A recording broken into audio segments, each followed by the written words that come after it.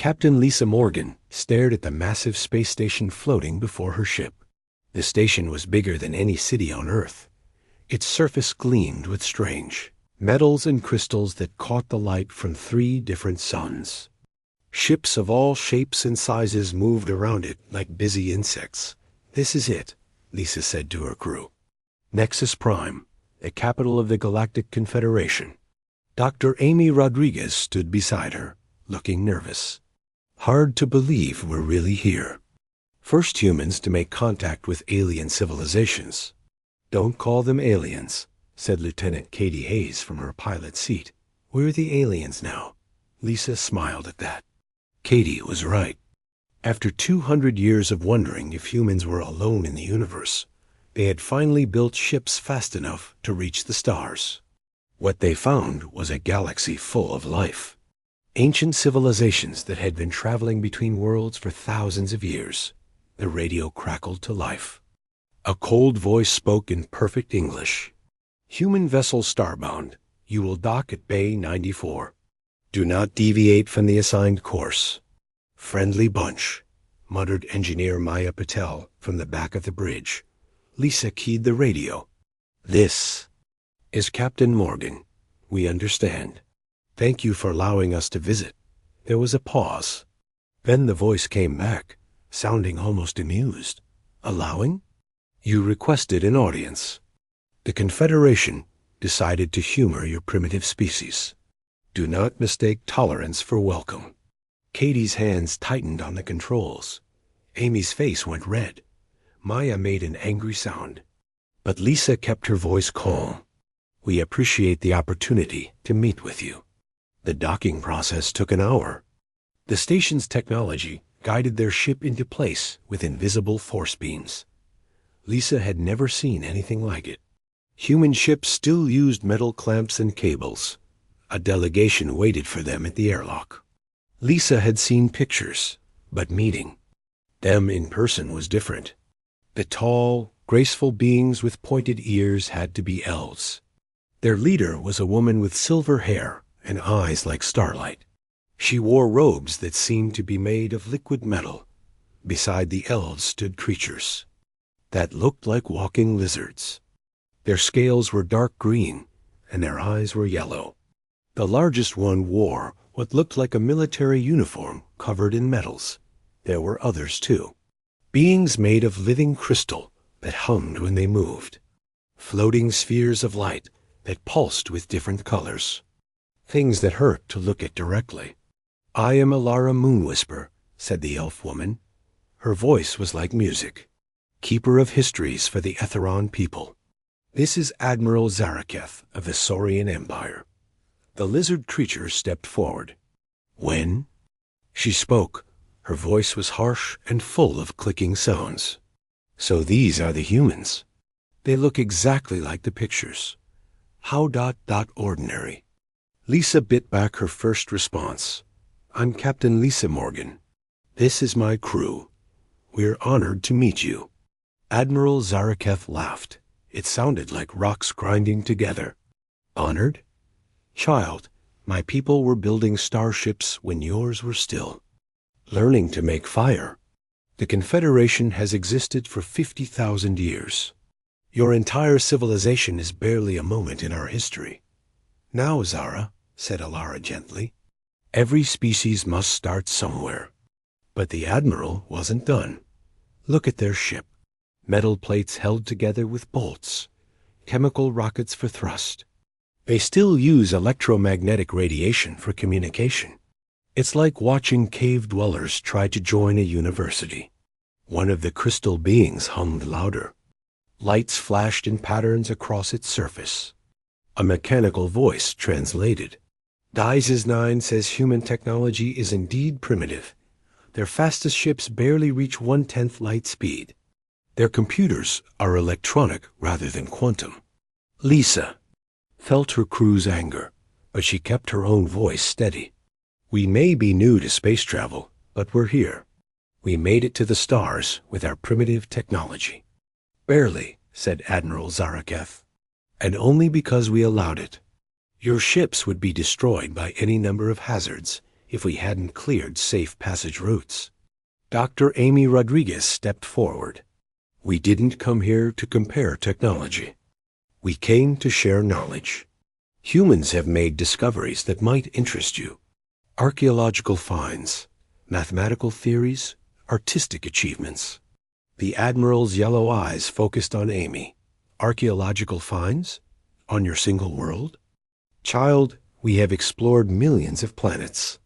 We have seen the rise and fall of countless civilizations. What could you possibly have found that we don't already know? Well, Amy said, getting excited despite the hostile reception, we've found evidence of ancient structures on Earth that don't match any known human civilization. The mathematical precision suggests advanced knowledge of astronomy and engineering. Valera's starlight eyes flickered with something that might have been interest. But Admiral Zaraketh just laughed again. Primitive minds seeing patterns where none exist. Classic behavior in developing species. You probably think your creators were visitors from space. The floating spheres of light pulsed in unison. A new voice spoke, this one completely without emotion.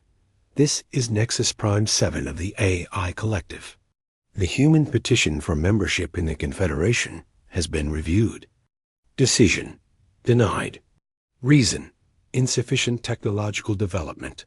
Lisa felt her heart sink, but she kept her face neutral. What would we need to do to qualify? Develop faster-than-light communication. Master quantum computing. Demonstrate control over fundamental forces. Achieve harmony among your own species. The AI paused. Current projection for human readiness: 4,000 to 6,000 years. However, said Elara, and Lisa caught something in her voice, the Confederation is not without mercy. We offer you a mining colony on Kepler 442c. It's a barren world, but rich in metals you can use. Consider it a stepping stone. Admiral Zaraketh's tail lashed. A waste of resources. But if they insist on playing with the adults, let them dig in the dirt like the primitives they are. The meeting continued for 2 more hours. Treaties were signed giving humans access to one small corner of the galaxy. Trade agreements that heavily favored the Confederation. Rules and restrictions that made it clear humans were barely tolerated. Guests dot as they walked back to their ship. Katie was furious. Did you hear how they talked to us? Like we were children? Worse, said Maya, like we were pets. Amy was quiet, but Lisa could see her mind working. Captain, did you notice how that elf woman looked at us? Like she recognized something. Lisa had noticed. Elara Moonwhisper had studied their faces with an intensity that seemed to go beyond curiosity. And when Amy mentioned the ancient structures on Earth, something had flickered in those starlight eyes. Maybe, Lisa said. But right now we need to focus on proving ourselves. They want to see us as primitives? Fine. Let's show them what primitives can do. As the Starbound undocked from Nexus Prime, Lisa watched the massive station shrink in the view screen. Somewhere in that collection of advanced civilizations was the truth about humanity's place in the galaxy. She was determined to find it. Behind them, in the station's archives, Elara Moonwhisper sat alone among ancient texts. Her fingers traced symbols that looked remarkably similar to the mathematical notations Dr. Rodriguez had shown them. Symbols that shouldn't exist in human knowledge. Not yet. 6 months had passed since the humiliating meeting at Nexus Prime. The human colony on Kepler 442c was growing slowly but steadily. Captain Lisa Morgan stood on the observation deck of their main habitat dome, looking out at the rocky landscape. The planet was exactly what the Confederation had said it would be: barren, cold, and rich in metals. Another successful day in paradise, said engineer Maya Patel, joining Lisa at the window. Her coveralls were dirty from working in the mines, but she was smiling. Find anything interesting down there? Lisa asked. Maya's smile grew wider. Actually, yes. That's why I came to find you. You need to see this." 20 minutes later, Lisa was following Maya down into the deepest mine shaft. The walls were rough stone, lit by portable lights their team had installed. The air was thin but breathable, thanks to their atmosphere processors. "We were following a rich vein of titanium," Maya explained as they walked. "Standard stuff, nothing special." But then the sensors started picking up something weird. They reached the end of the tunnel. Dr. Amy Rodriguez was already there with her archaeological equipment. She looked up when they arrived, her face flushed with excitement. "Lisa, you have to see this," Amy said. Maya's team broke through into some kind of chamber. Lisa looked where Amy was pointing. The natural rock wall had a hole blasted through. Beyond the hole, her flashlight beam revealed smooth surfaces that definitely weren't natural. "It's artificial," Amy continued. "No question about it, but the readings are impossible." Lisa squeezed through the hole and found herself in a large underground room. The walls were made of some kind of metal that had a slight blue glow. Pillars stretched from floor to ceiling, carved with intricate designs. The ceiling was covered in symbols that hurt her eyes to look at directly. "How old is this?" Lisa asked, not Amy. Checked her instruments. That's the impossible part. The metal composition suggests it's over 50,000 years old. But that can't be right. Maya ran her hand along one of the pillars. "The engineering is incredible. This metal shouldn't exist. It's not on any periodic table I know. Could it be natural?" Lisa asked. "Some kind of crystal formation?" "No way," Amy said firmly. "Look at these carvings. See how they follow mathematical patterns? And these symbols on the ceiling. They're arranged in groups that look almost like—" "Like what?" Amy hesitated. "Like star charts, but old ones. Really old." Lisa studied the symbols more carefully. They did look like constellations, but not any she recognized. Could they be from another part of the galaxy? Maybe.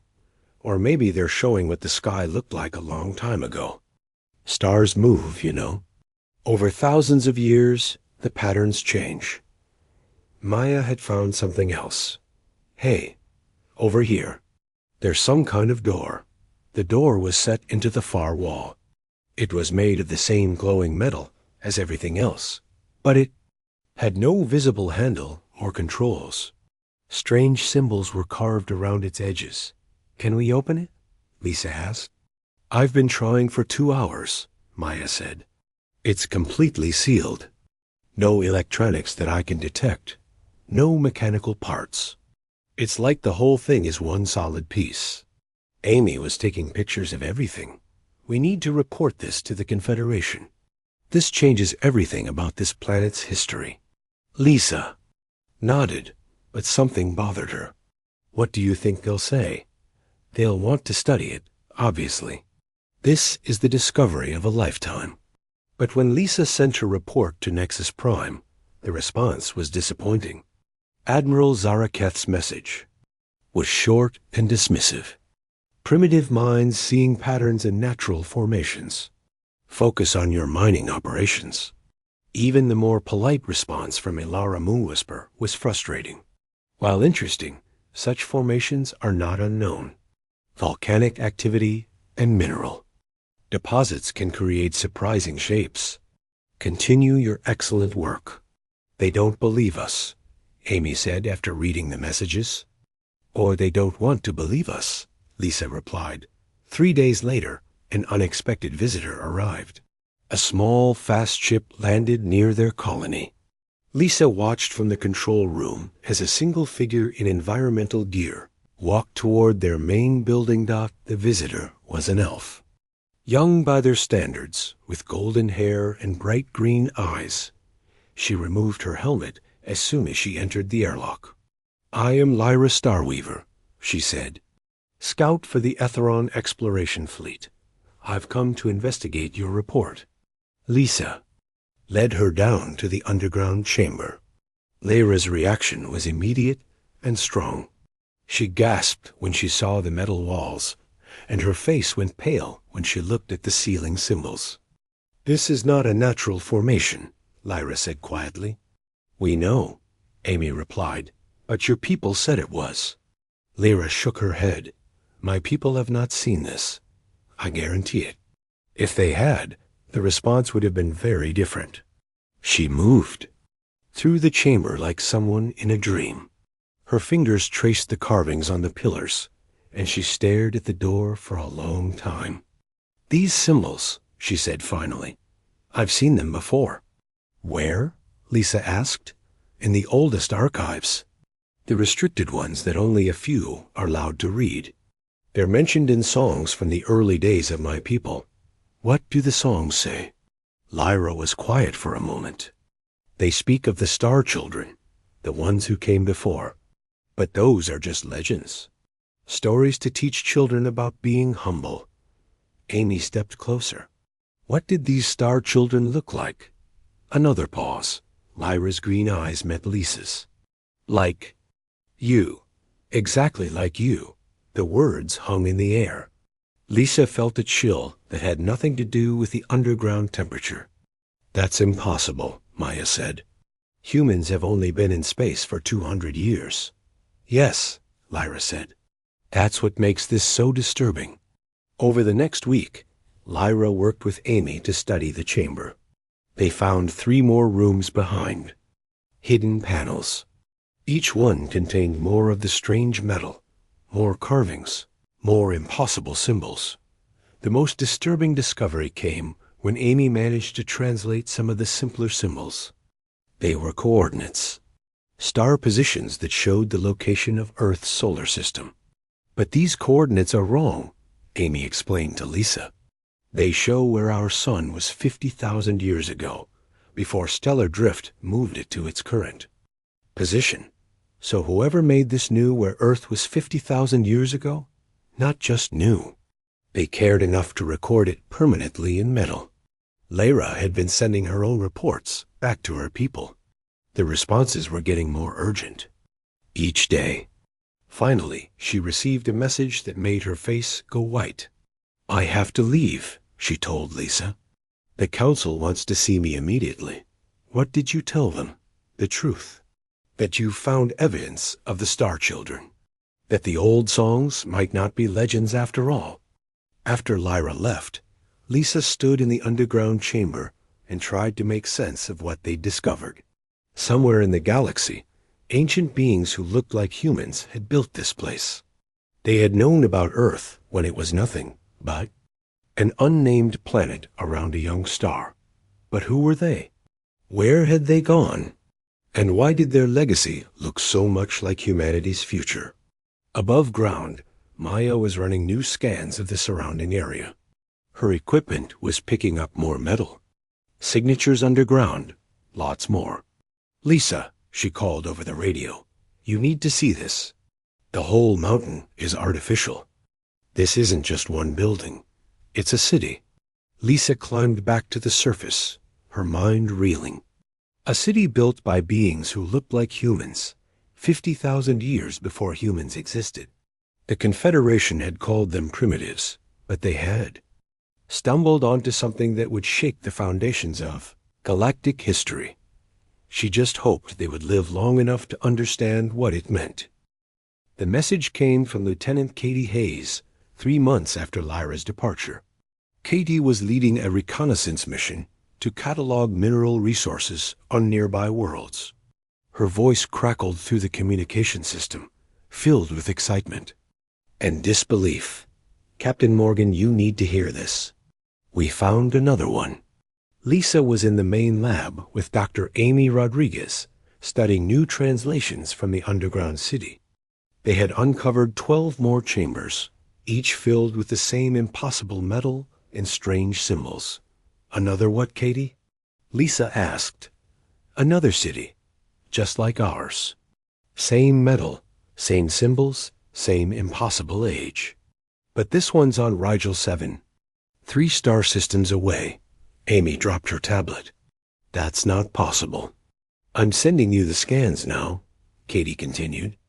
"The local government didn't want us poking around, but we convinced them to let us take some readings. Captain, this place is huge. It makes our site look like a small outpost. Over the next hour, the data came through. Katie was right. The ruins on Rigel 7 were massive. Underground structures that stretched for kilometers in every direction. The same blue glowing metal, the same strange carvings, the same star charts that showed ancient stellar positions. This changes everything, Amy said, pacing around the lab. 2 sites means it's not an accident. Someone built these places deliberately. Lisa was already composing a message to the Confederation. This time, they couldn't dismiss the evidence. 2 identical sites on different worlds, separated by light years of space, both impossibly ancient. The response came faster than expected. Admiral Zaraketh's message was cold and angry. Human mining teams will cease all unauthorized archaeological activities immediately.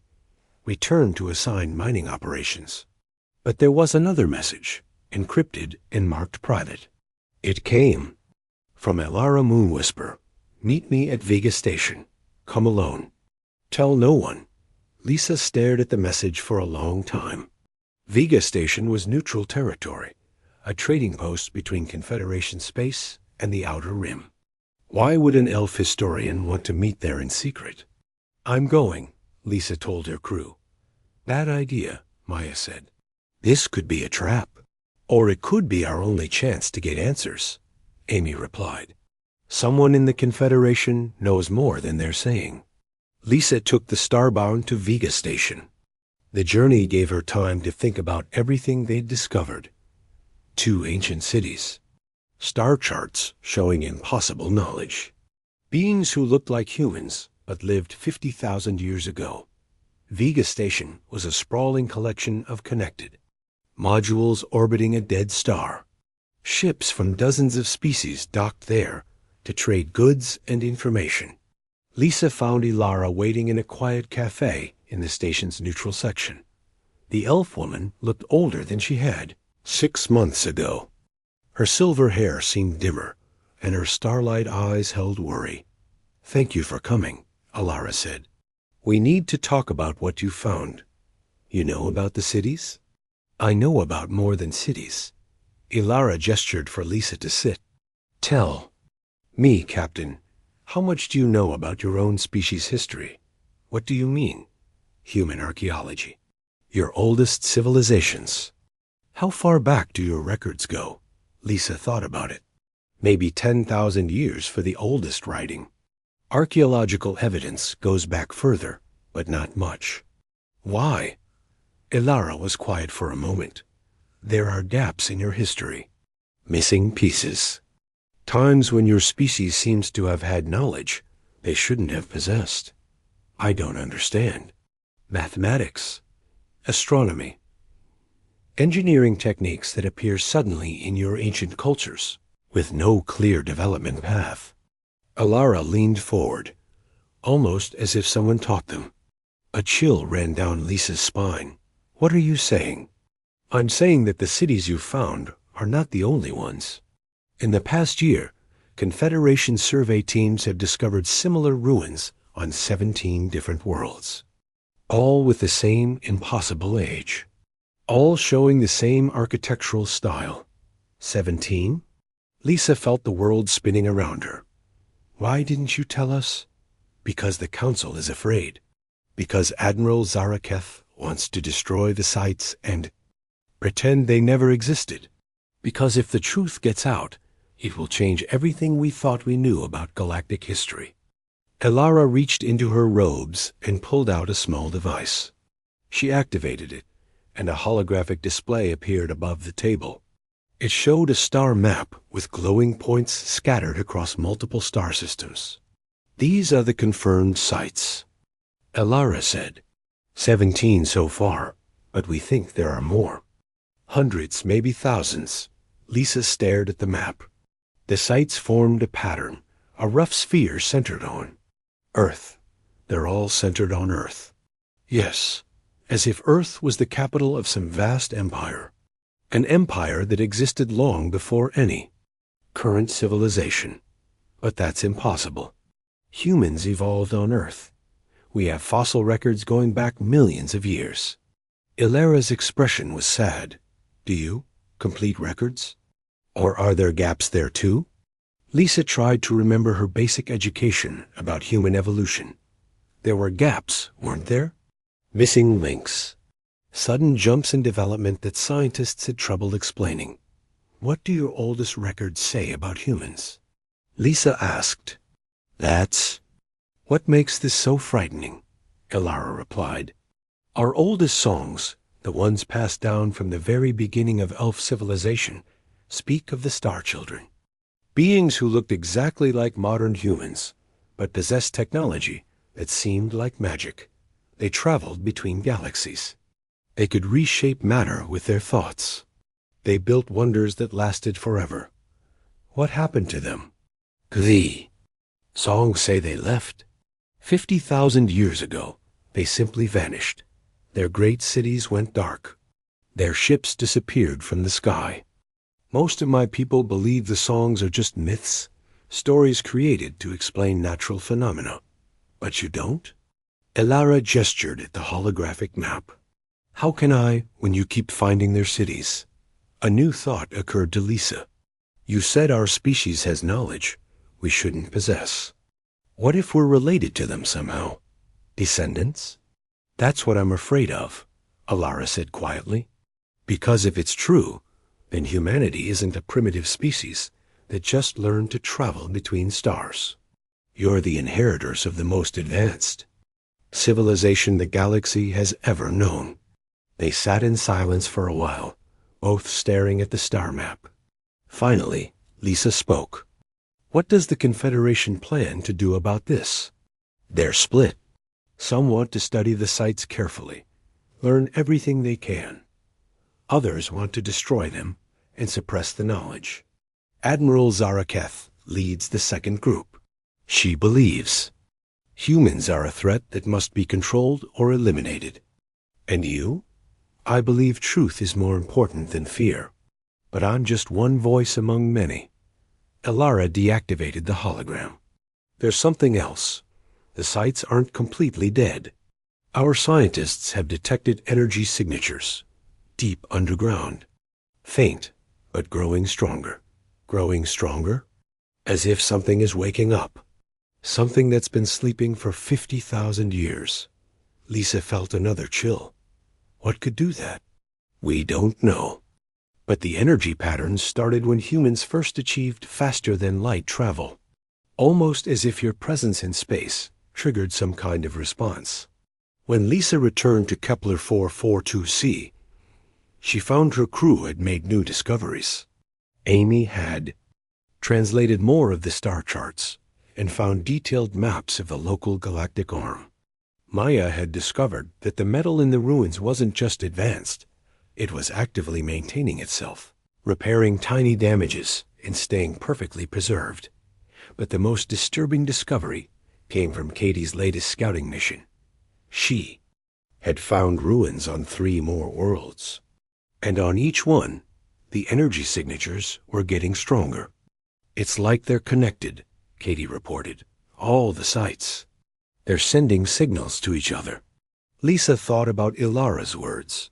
Something was waking up. Something that had been waiting for 50,000 years for humans to return to. The stars dot she just hoped humanity was ready for whatever was coming next. The call came from Ilara Moon Whisper 3 weeks later. Her image appeared on the Starbound's main screen, but she looked different. Older, more tired. And behind her were shelves filled with ancient books and scrolls. Captain Morgan, I need you to come to Etheron immediately. Bring Dr. Rodriguez. The Council has agreed to open the Sacred Archives. Lisa had never heard of the Sacred Archives, but Amy's reaction was immediate. The Sacred Archives? Those are just legends. No outsider has ever been allowed access. What changed their minds? Lisa asked. Ilara's expression was grim. Fear. Yesterday, Energy readings from the ruins spiked across 17 star systems simultaneously. Whatever is waking up, it's happening. Faster now. The journey to Etheron took 5 days. The elf homeworld was beautiful beyond description. Floating cities drifted among crystal spires that reached into the clouds. Gardens of impossible colors covered every surface. The very air seemed to shimmer with magic, but there was tension here too. Elf ships patrolled the skies in formation. Security checkpoints had been set up at every major building. The peaceful paradise was preparing for war. Vera Nightsong met them at the landing platform. She was ancient even by elf standards, her hair white as snow and her eyes holding the weight of centuries. When she spoke, her voice carried absolute authority. "Welcome to Etheron, humans. I am Elder Nightsong of the High Council. I must warn you that what you are about to see may change everything you believe about your species." She led them through corridors that seemed to be carved from living wood. The walls pulsed with soft light, and the floor felt warm beneath their feet. Other elves watched them pass with expressions ranging from curiosity to fear. The sacred archives were located in the heart of the great tree that served as Etheron's capital. The chamber was vast, its ceiling lost in shadows above. Shelves of crystalline material held thousands of books, scrolls, and data crystals. Some looked new. Others seemed older than civilization itself. "These are the complete records of elf history," Vera explained. "Not the edited versions we share with the general population. The full truth, including the parts we've spent millennia trying to forget." She led them to a section that was sealed behind energy barriers. With a gesture, the barriers dropped, revealing books bound in materials Lisa couldn't identify. "The oldest records," Vera said, "from the time of our creation." "Creation?" Amy asked. Vera nodded slowly. "We were not always as we are now. 50,000 years ago, my people were primitive forest dwellers. We had barely discovered agriculture. We were nothing." She opened one of the ancient books. The pages were covered in symbols that hurt to look at directly, but somehow Lisa could understand them. Images formed in her mind. A world of simple creatures, hiding in trees and caves. "Then they came," Vera continued, "the makers. The eternal ones, the star children who came before.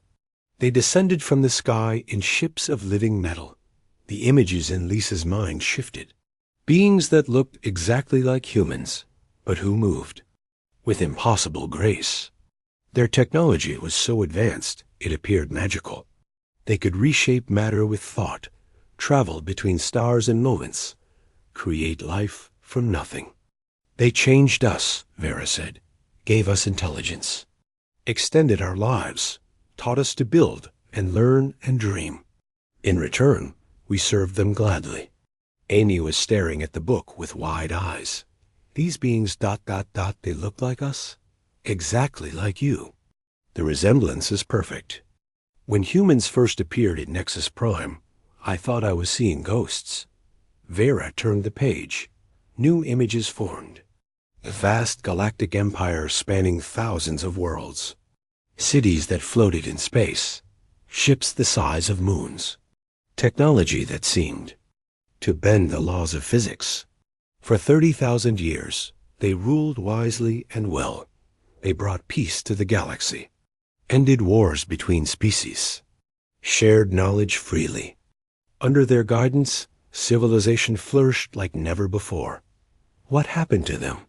Lisa asked. Vera's expression grew dark. Darkness came from beyond the galaxy, an entity of pure void that consumed everything in its path. Planets, stars, entire solar systems simply disappeared. The images showed something that made Lisa's mind recoil. A creeping blackness that swallowed light itself.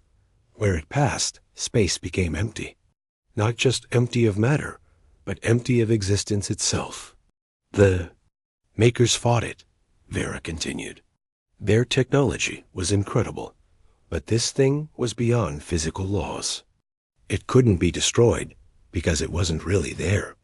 It existed in the spaces between reality. How do you fight something like that? You don't. You run or you hide. Vera turned another page. The makers made a choice. They would save what they could. Most of their people would flee to other galaxies, far from the darkness, but some would stay behind. The new images showed massive construction projects, worlds being hollowed out and filled with technology, genetic laboratories working frantically, ships being prepared for journeys beyond imagination. The ones who stayed would sacrifice themselves to buy time for the others to escape. But first, they would ensure their legacy survived. They scattered their technology across thousands of worlds, hidden but ready to awaken when the time was right. Lisa felt pieces clicking together in her mind. The ruins we've been finding. Yes, safeguards and weapons and knowledge, all waiting for the return of their children. But why hide it? Why not just leave it active? Vera's smile was sad. Because the darkness was coming for them too. If the technology remained active, it would be found and consumed. So they made it sleep, made it wait for a specific signal. What signal? The return of their people to the stars. The awakening would only happen when their descendants were ready to reclaim their heritage. Amy had been quiet through all of this, but now she spoke. You're saying humans are descendants of these ancient beings? Not descendants, Vera said. Survivors. The makers didn't flee entirely. A small group stayed on one protected world, far from the main galactic civilization. They used genetic modification to ensure their children would be able to survive the coming darkness. Made them appear primitive, harmless, unworthy of attention. The final images showed a small blue world orbiting a yellow star. Beings who looked like the ancient makers, but changed, simplified, their technology hidden or abandoned, their memories erased. Earth, Lisa whispered. Earth, Vera confirmed. Where the last of the makers hid their children until the darkness passed. But that was 50,000 years ago, Amy protested. Humans evolved naturally. We have fossil records. Vera gestured to another section of books. Genetic modification, timeline manipulation, memory implantation. The makers could do things that seem impossible to us. They created a complete false history for your species, complete with fossil evidence and evolutionary patterns. Lisa felt like the universe was spinning around her. So we're not really primitive? We're the heirs to the most advanced civilization in galactic history? Yes, and now that you've returned to space, the ancient safeguards are waking up. All across the galaxy, maker technology is coming back online. Weapons that could reshape reality. Ships that could travel between galaxies. Knowledge that could make gods of mortals. Why are you telling us this? Vera's expression grew urgent. Because the darkness is coming back. Our deep space sensors have detected anomalies at the galaxy's edge. Space itself is beginning to fray. The entity that destroyed the ancient empire has returned. She closed the book and looked directly at Lisa. The Confederation is fragmenting. Some species want to worship humans as the children of their creators. Others want to destroy you before you become too powerful. Admiral Zaraketh has convinced half the fleet that humanity is a threat that must be eliminated. What do you think we should do? Learn. Quickly. The ruins you found are just the beginning. There are greater treasures hidden deeper underground.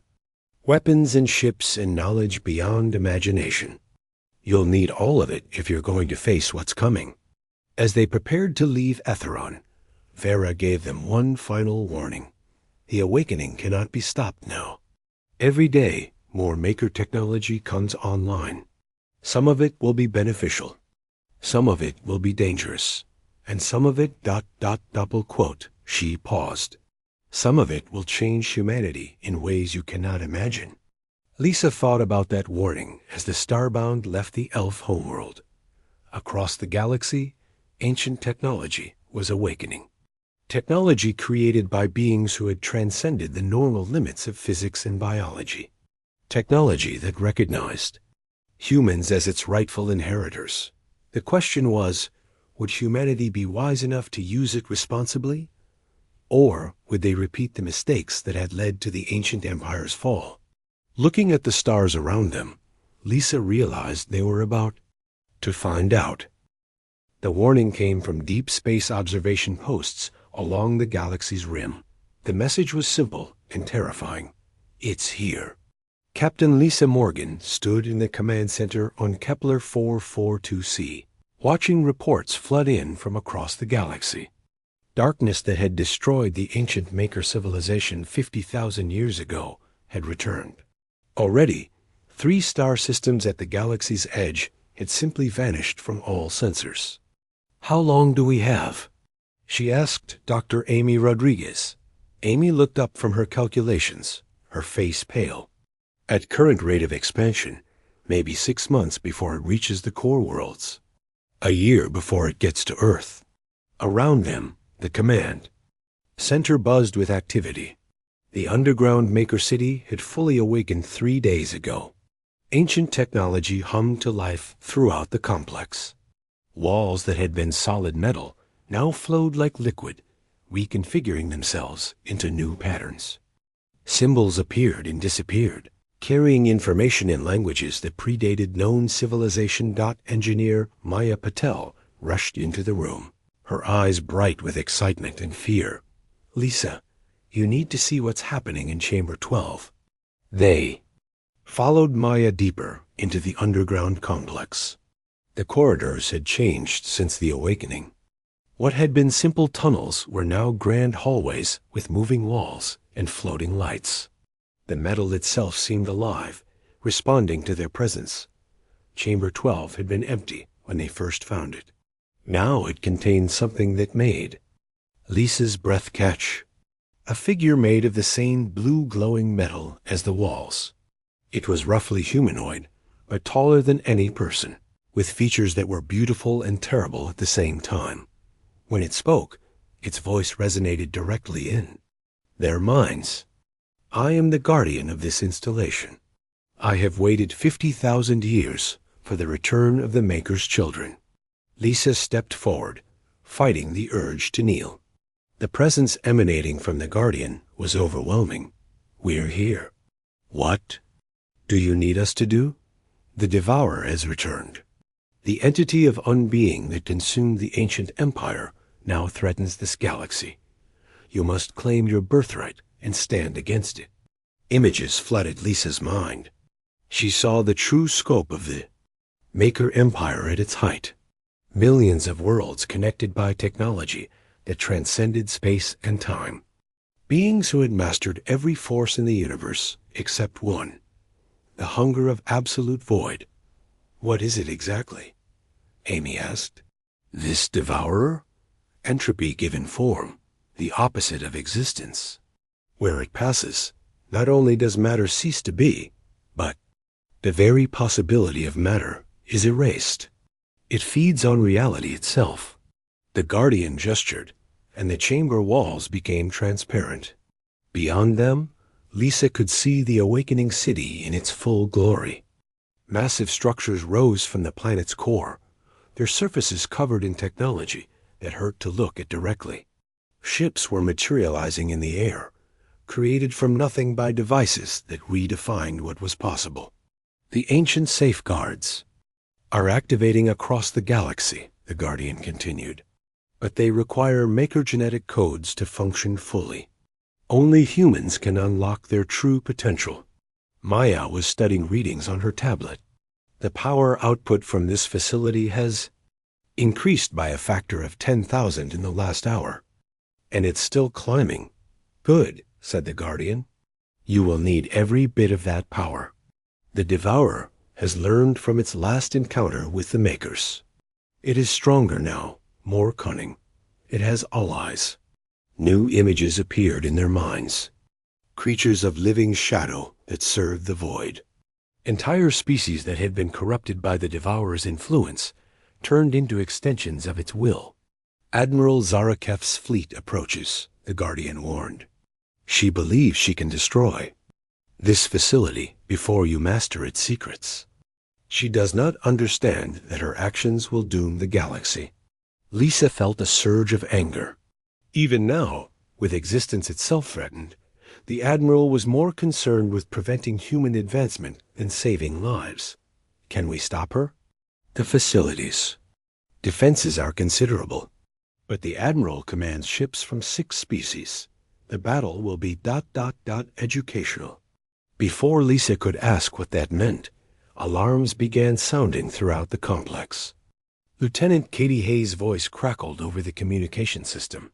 Captain, we have company. Confederation fleet dropping out of hyperspace. 60 ships and counting. Lisa ran for the surface, followed by Amy and Maya. The Guardian's voice echoed in their minds as they left. Remember, you are no longer primitives.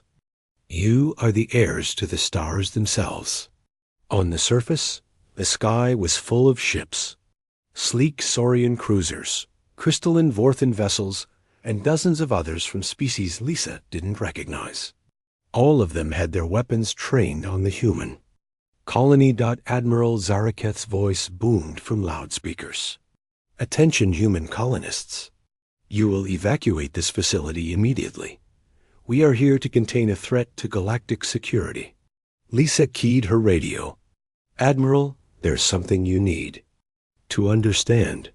This facility isn't a threat. It's our only hope against what's coming from beyond the galaxy. Lies and human arrogance. Your species has awakened ancient weapons that could destroy us all. We will not allow it. Look at your long-range sensors. The void entity is already consuming star systems. We need this technology to fight it. Enough. The Admiral's voice was filled with rage. You have 30 seconds to begin evacuation, or we will open fire. Lisa looked at the massive fleet arrayed against them. Even with the awakening technology, they couldn't fight that many ships. But as she watched, something impossible happened. Ground beneath the colony began to glow. The blue light of Maker technology spread outward in waves. Where it touched, the very air began to shimmer. Space itself seemed to bend and twist. What's happening? Maya asked. The Guardian's voice answered. In their minds. Defensive protocols activated. Your genetic presence has unlocked the installation's true capabilities. Zaraketh's fleet opened fire. Hundreds of energy beams and projectiles streaked toward the colony. They should have reduced everything to ash in seconds. Instead, they simply stopped. The weapon's fire hung motionless in the air, frozen in bubbles of distorted space-time. The entire colony was surrounded by a dome of impossible physics. Phase displacement field, the Guardian explained. The installation exists partially outside normal space. Physical attacks cannot reach you. But the real shock came when Zaraketh tried to retreat. Her ships fired their engines, but nothing happened. They were trapped, held in place by forces they couldn't understand. What do you want? The Admiral demanded over the radio. Lisa felt the answer rise in her mind, flowing from the awakened technology around her. I want you to see the truth. The dome around the colony suddenly expanded, engulfing the entire fleet. But instead of crushing the ships, it transported them.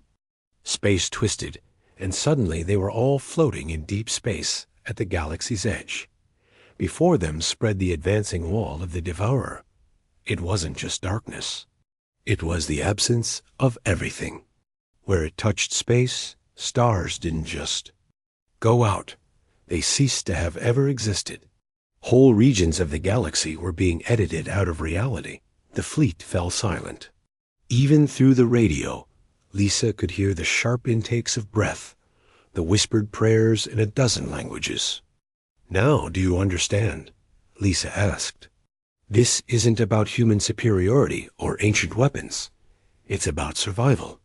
Everything we know, everything we are, will cease to exist if we don't work together. Admiral Zaraketh's response was quiet. How do we fight something like that? With technology that seems impossible. With weapons that reshape reality. With the knowledge left by a civilization that faced this threat before. Lisa paused. And with unity. Every species, every ship, every person working toward the same goal. The space around them filled with light as more maker installations awakened across the galaxy. Ancient ships materialized from hidden dimensions. Technology that had slept for 50 millennia reached out to touch human minds, sharing knowledge that would take lifetimes to fully understand. Lisa felt the change, beginning in herself and her crew. The Guardian had warned them that the awakening would transform humanity. Now she understood what that meant. The genetic modifications their ancestors had undergone weren't just disguises. They were locks, keeping vast potential hidden until it was needed. Those locks were opening now. Captain, Amy said, her voice filled with wonder. I can see the quantum structure of space-time. I can understand how the ancient ships work. Maya nodded, staring at her hands as if seeing them for the first time. That technology isn't separate from us. It's part of us.